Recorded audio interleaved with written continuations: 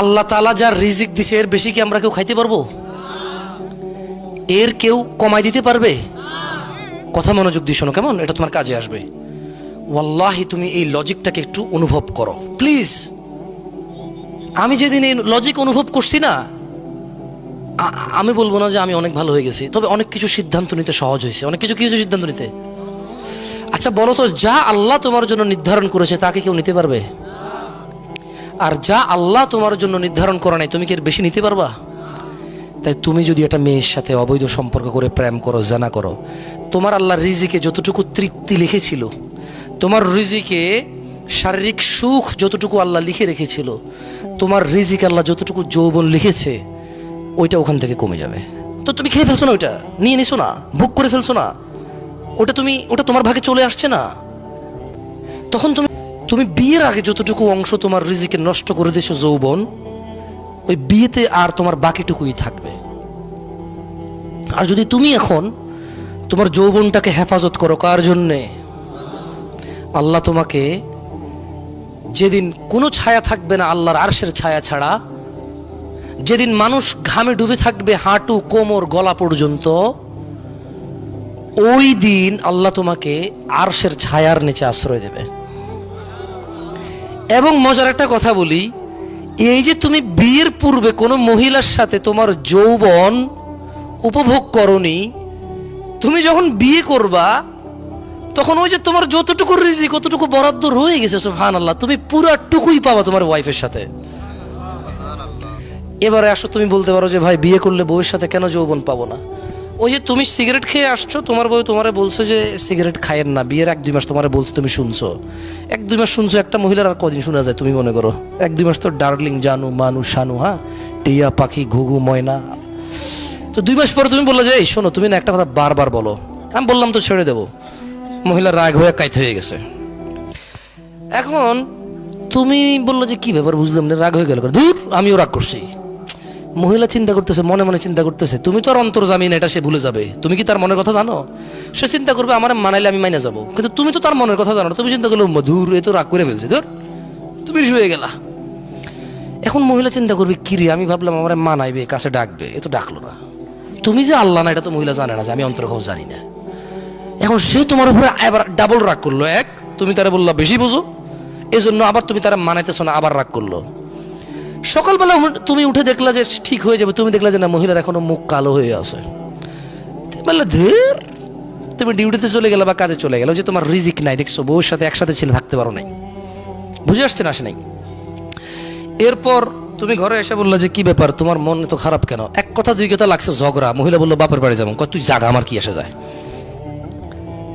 মহিলা বাপের বাড়ি চলে যাবে, ভাইয়ের ফোন দিচ্ছে, ভাইয়া তো ওর নেতা, ওর ভাই তো নেতা, ওর ভাই পয়সাওয়ালা ব্যবসায়ী, ওর ভাই অনেক হেডামওয়ালা মানুষ। কি তোর এরকম বলছে? চলে আয়, লাগবে না এরকম জামাই ঘর করা। তো কিভাবে? আচ্ছা আমরা আসতেছি। এখন তুমি বুঝে উঠতেছো না যে কি হইতেছে। এটা 2-4 কথার মধ্যে সে রাগ করলো, আমি তো বুঝলাম না। পরে তুমি চিন্তা করলা যে ধর, এত রাগ, কথায় কথা রাগ, কতক্ষণ মানামো? তুমিও বাইকে বসলো, যা যা যা। 2-3 মাস চলে গেল। এবার তোমার আব্বা বলে যে বউডারে নিয়ে আসতে হবে রে। তুমি বলা দূর আব্বা, বাদ দেন তো, কত এরকম আসে যায়। ওই যে তোমার রিজিক আগেই তুমি নষ্ট করেছো, দেখছো? বিবাহিত হয়ে তুমি ব্যাচেলার হয়ে পড়ে আছো। আযাব, আর আল্লাহর আযাব। তোমার রিজিকে নাই তো তুমি কোত্থেকে আনবা? এরপর তোমার বউ তোমার সরি মরি মেসেজ দিচ্ছে, তুমি ব্লক করে রাখছো। তোমার বোনেরও তো তোমার মতো কারো কাছে বিয়ে দাও না। তোমাদের মধ্যে কেউ আসো যে তার বন্ধুর সাথে বোন বিয়ে দিবা? ওরকম লোকের সাথে বন্ধুত্ব করো তুমি? মিয়া ফাইজলামি করো, আবার সাধু সাজু আমার সামনে এসে বাপের বদনামি করো। কে তোমার বন্ধু? কে তোমার বন্ধু? কে তোমার বন্ধুটা? কে বলো? তুমি এমন এক লোকের সাথে চলো যার সাথে তুমি বোন বিয়ে দিতে রাজি নাই, কারণ তুমি জানো ও কত খারাপ। তো তুমি তো তোমার কাছে, তুমি তার কাছে তো তুমি এরকম খারাপ, সেও তো বিয়ে দিবে না। আর যাই হোক, টপিক থেকে বাইরে না যাই, জেনা নিয়ে কথা বলতেছি। কি নিয়ে? জেনা নিয়ে কথা বলতেছি। তো এখন 2 মাস পর ব্লক টক করে দিছো। এরপরে তোমার বউ মার মোবাইল থেকে মেসেজ দিছে, আচ্ছা আমি দুঃখিত বললাম, তো ঠিক আছে তুমি যা বলবা তা করবো, এরপর আর তোমার বলবো না, সিগারেট টিগারেট খাইও না, হ্যান ত্যান বকে বলে দিছে। আবেগি একবারে বিশাল লম্বা এক চিঠি পাঠাই দিছে। একটু একটু তোমার মন ভাঙলো, তুমি নিয়ে আসছো। এরপর তোমরা আছো সুখে শান্তিতে। আবার হঠাৎ তোমার রাত্রে লেট করে ঘরে ফিরা, অথবা তোমার মোবাইলের মধ্যে মেসেঞ্জারে কারো মেসেজ দেখে বউ খেপে গেল, চেতে গেল, বা তুমি বউকে ফোন দিয়ে দেখলে যে বিজি, বললে যে তোমার মোবাইল বিজি কেন? বলে যে ও না আম্মার সাথে কথা বলতেছি। আরেকদিন তুমি বললে তোমার মোবাইল বিজি কেন? বলে যে না আম্মার সাথে কথা বলতেছিলাম, আপা ফোন দিছিল। তুমি একদিন বললো যে আচ্ছা আজকে আগে ওর আম্মারে ফোন দিব, আগে পরে ওর আপারে ফোন দিব, পরে ওর খালুরে খালারে সবাই ফোন দিব, তারপরে ফোন দিব, দেখি আজকে কার লোক কথা কয়। তুমি সবাই ফোন দিয়ে বললো যে হ্যাঁ তোমার মোবাইল ব্যস্ত পেলাম কেন? বললো যে তোমার ও আম্মুর সাথে একটু কথা বলছিলাম। বলে তোমার আম্মুর সাথে এখন আমি একটু কথা শেষ করছি। এখন তোমার বউ বললো যে ছি তুমি আমাকে সন্দেহ করো।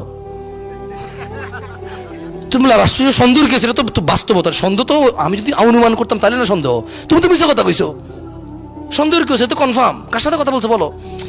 এরপর বলছে যে না বুঝছো তুমি তো রাগ করবা জেনে আমি বলি নাই, ওই ওই যে মানে আমার ফুফাতো ভাই, তুমি এবার কি মনে করো এই জন্য আমি তোমার বলি নাই, ভুল বুঝো কিনা? আচ্ছা আমি তোমার সাথে কথা বলা দেবো একদিন ভাইয়ের সাথে। তুমি কিন্তু বাউরি, ওর ফুফাতো ভাই, ওর ফুফি হলো একটা, ফুফির মেয়ে হলো 60টা, এ কোন ফুফাতো ভাই? ওর তো কোনো জারস ফুফাতো ভাই আছে বলে আমি জানি না। তো ফুফাতো ভাই কই থেকে? তুমি বিয়ের পর দাওয়াত খাইছো না, ফুফির বাড়িতে দাওয়াতে গেছো, খালা শ্বশুরের বাড়িতে দাওয়াতে গেছো, শাশুড়ি না সরি। তো তুমি চিন্তা করলে কি রে, ওর ফুফির তো যার সন্তান আছে বলেও জানি না, যে ছেলে আছে বলে, 4টা মেয়ে আছে এটা জানি, কোন ফুফু তোমার সাথে পরিচয় করাবে? তুমি গেলে খেপা দেখছো, আবার তোমার বউয়ের সাথে তোমার শুইতে এখন ঘৃণা লাগে। অথবা তোমার মোবাইলে মহিলা বলছে যে আই লাভ ইউ জানু, কবে বউকে তালাক দিয়ে আমাকে আপন করে নিবা। বউ এ মেসেজ দেখা বউর ঘৃণা লাগে তোমার সাথে শুইতে, তোমার সাথে থাকতে। এমন অবস্থায় তুমি তোমার রিজিক থেকে বঞ্চিত কিনা? ছোট ভাই আমার, নির্জনে যৌবন নষ্ট করিও না। You understand what I am saying? তুমি বুঝছো আমি কি বলছি? একাকিত্বে নির্জনে নিজের যৌবন রিজিক, এটা কেমন আমি তোমারে বলি? ওয়াল্লাহি তোমাদের কি হয়েছে ছোট ভাই আমার, তোমরা কেন জিনিসটাকে সহজে নাও না? এরকম মেরে পাশ ভি पैसा है। হাসিও না, একটু মন, একটু দেখো, হাসলে তোমার ইচ্ছা। দেখো একজন ধরো তো এটা, এইভাবে ধরো, হ্যাঁ ই তো গয়া। আচ্ছা এটাকে আমরা রিজিক বলি না? কত টাকা আছে এখানে? কত আছে? কেন নাই? 100 কই? ফেলে দিছি, চলে যায় নাই। কি করছি? ফেলে দিছি। মদ খাইছি, কি করছি? মদ খাইছি, কি করছি? আর কত আছে? এখন এখন আমার সম্পদের মধ্যে কত টাকা আছে? এই 100 টাকা ঘষাঘষি করলে এই 100 টাকা কি দিন রাত 24 ঘন্টা ফু দিলে 200 হবে? বালিশের নিচে রেখে দিলে, ফজরের পরে উঠে বগলের নিচে রেখে দৌড়াদৌড়ি করলে, হ্যাঁ হবে? 200 হবে? তো যৌবনটা তো এমন, তোমাকে আল্লাহ যতটুকু দিছে তুমি ওয়াশরুমে ফেলে দিচ্ছ। দেখো ছোট ভাই আমার, আল্লাহ নবী সাল্লাল্লাহু আলাইহি সাল্লাম বলছে লা ইয়াজনি জানি, এত কথা বলি না তো প্লিজ। লা ইয়াজনি জানি, কোন জেনাকারী হিনা ইউজনি, জেনা করে না, ওয়া হুয়া মুমিন, ঈমানদার থাকা অবস্থায় কোন জেনাকারী জেনা করে না। তার মানে যখন মানুষ জানা করতে যায় তার সাথে তার ঈমান থাকে না। যৌবন একটা রিস্ক, অবৈধ পথে। আপনি একটা জিনিস জানেন? আচ্ছা পৃথিবীতে এমন কোন জায়গা আছে যেখানে ছোট ভাই তুমি ঢুকে গেলে আল্লাহ তোমাকে দেখবে না? এরকম আছে? পানির নিচে, হোটেলে, গাছের নিচে, ছাদের উপরে, রাত্রিবেলায় আল্লাহ দেখবে না? দেখবে না? তো আল্লাহর নবী তো বলছে, আয়েশা রাদিয়াল্লাহু তাআলা আনহা বলছে যে ইয়া উম্মাতা মুহাম্মদ, হে উম্মতে মুহাম্মদরা, মা আহাদুন আগয়ারা মিন আল্লাহ, তোমাদের মধ্যে আল্লাহর চাইতে অধিক মর্যাদার কারণ নাই। আইয়ারা আবদাহু ওয়া আমাতাহু তাজনি, আল্লাহ তার কোন বান্দা বান্দিকে জিনা করা অবস্থায় দেখতে চায় না। কি অবস্থা দেখতে চায় না? তো তুমি যে জানা করতেছো, ওই যে রিজিক তোমার কাছে ছিল 300 টাকা, 200 টাকা ফেলে দিছো, এবার সকালবেলা ডাক্তারে যতই বলুক বগল নেচে রসুন নিয়ে দৌড়ান, লাভ হবে না। যা ছিল তা তুমি ফেলে দিয়েছো, যা ছিল তা তুমি উপভোগ করে ফেলেছো। তবে আল্লাহ তোমার জন্য হালাল ব্যবস্থা রেখেছিল। কি রেখেছিল? আল্লাহ তোমার জন্য প্লেট রেখেছিল, ওখানে তুমি খাবে, তুমি পায়খানার উপরে খাদ্য রেখে তারপরে খেয়েছো। আল্লাহ তোমাকে যৌবন দিয়েছে, একটা মেয়ের সাথে তোমার বিয়ের আল্লাহ তোমার তকদির দিয়েছে, সময় এসেছে ওই মেয়ের সাথে তোমার বিয়ে হয়েছে। আল্লাহ তোমার যতটুকু যৌবন লিখে রেখেছিল তুমি ওর সাথে উপভোগ করতে পারতা হালাল ভাবে আল্লাহকে সন্তুষ্ট রেখে, অথচ তুমি হারাম ভাবে যৌবন নষ্ট করেছো। ছোট ভাই, ভাইরে, জেনা থেকে তুই বাঁচতে পারবি না যদি তুই প্রেম না ছাড়িস।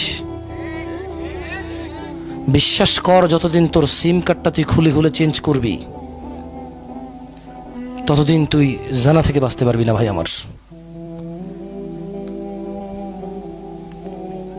একটা লোক হাতে মদের বোতল, হাতে কি, লোকটা মদ খায়, কি খায়?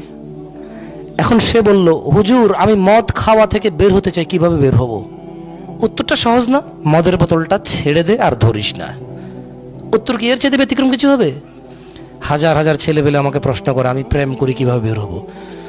ও বেটা, মদ হারাম, বের হতে হলে খাওয়া বন্ধ করে দিতে হয়। জানা ব্যভিচার, প্রেম হারাম, বের হতে হলে ছেড়ে দিতে হবে। মদকে হালাল করার চিন্তা করলে চলবে? তো প্রেমকে হালাল করার চিন্তা কেন করো তোমরা? ও এই ছোট ভাই আমার, এই কত কত বোকা, আহা কত বিবেকহীন, অথচ সফটওয়্যার ইঞ্জিনিয়ার, অথচ ডাক্তারি পড়ে, অথচ মাশাআল্লাহ ও অনেক ভালো বিচক্ষণ।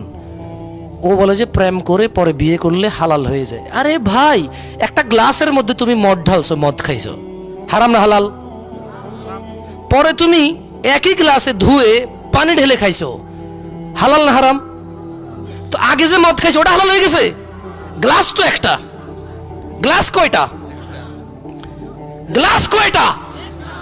তো আগে মদ খেয়েছো, এরপর ধুয়ে পানি খেয়েছো, দুধ খেয়েছে ওটাতে, তাই বলে কি আগে যে মদ খেয়েছো ওই মদ হালাল হয়ে যাবে?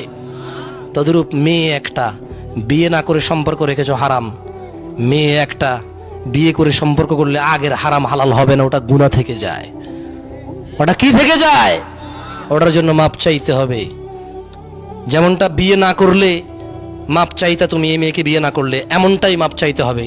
এই মেয়েকে বিয়ে না করলে যেমনটা গুনাহ, এই মেয়েকে বিয়ে করলো আগের অন্যায়গুলো একেবারে শতভাগ সেম অপরাধ। ভাই আমার, ভাই আমার, লা ইউজনি জানি হিনা ইউজনি ওয়া হুয়া মুমিন।